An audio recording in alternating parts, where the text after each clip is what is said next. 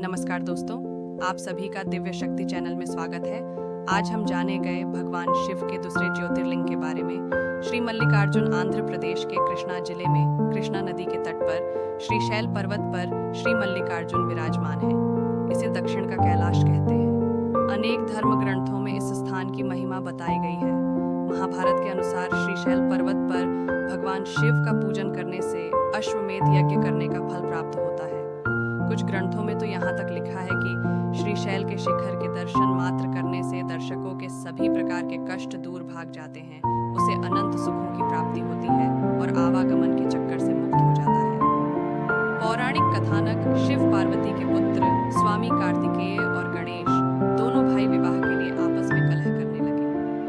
कार्तिकेय का कहना था कि वे बड़े हैं, इसीलिए उनका विवाह पहले होना चाहिए, किंतु श्री गणेश अपना विवाह पहले करना चाहते थे। इस झगड़े पर